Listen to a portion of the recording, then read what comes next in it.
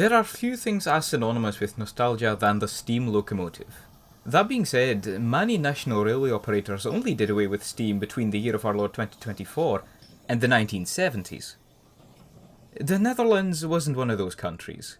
In fact, it was the first European country, at least, to do away with steam on the main line in its entirety.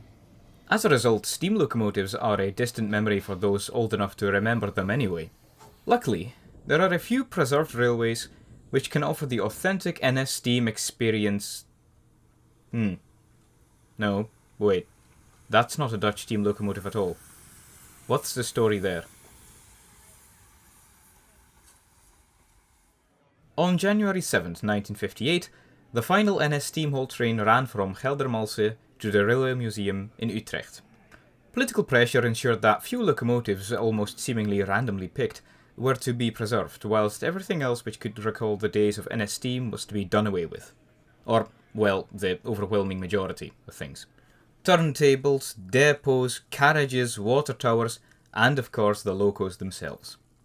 What Dutch steam was saved by private collectors or societies were small tank engines, more often than not what you would find on industry or tramway railways. This means that currently what Dutch steam is able to operate is mostly 060s, 040s, or the equivalent narrow gauge types. That's a gross approximation of things, but let's jump to 1975. That year, the Veluwe Stoomtreinmaatschappij ran their first service with their first locomotive. It was a Deutsche Bundesbahn Class 94, a large Prussian tank engine with 10 driving wheels. The VSM, which I should probably mention means Veluwe Steam Train Company, acquired the locomotive for two reasons. One, it had just been taken out of service at Ham, and two, it still had a valid boiler ticket, meaning the loco could still steam without, going boom, because it felt like it. And for the VSM in 1975, that was enough.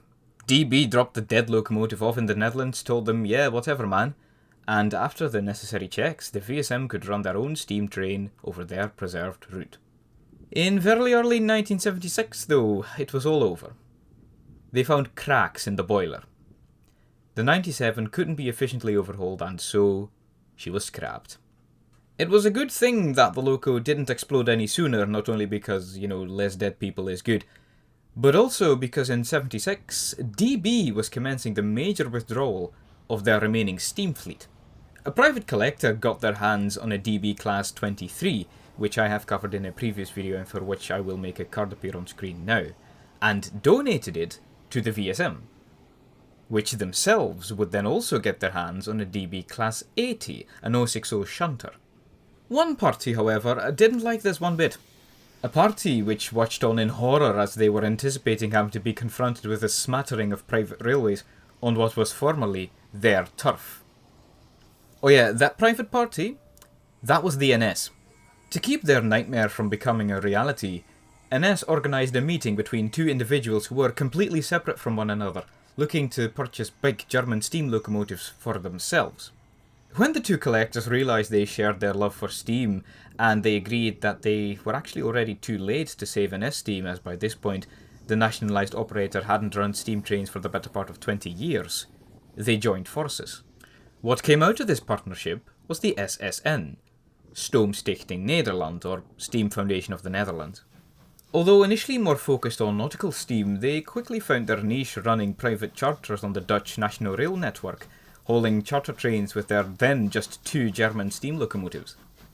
The mass withdrawal of German steam in 1976 meant that more Dutch collectors could purchase a big steam loco, and in time most of these would end up in the hands of Dutch preserved railways and the SSN, who don't have their own line. This converges nicely with the already existing interest for German prototypes among Dutch model railway enthusiasts. When model trains became commercially available, Dutch prototypes were few and far between, and were mostly just repaints of existing German or French outline models.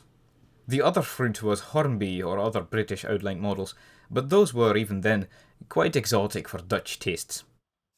So, if you wanted to have a model railway in the Netherlands, 9 times out of 10, you would be running German models at the time, and that is mostly still true if you want a model exclusively steam. The standard gauge steam locomotives preserved in the greatest quantity in the Netherlands are the German Class 50s, of which there are at least 6 in the country, and the general outline of these locomotives is one I personally quite like.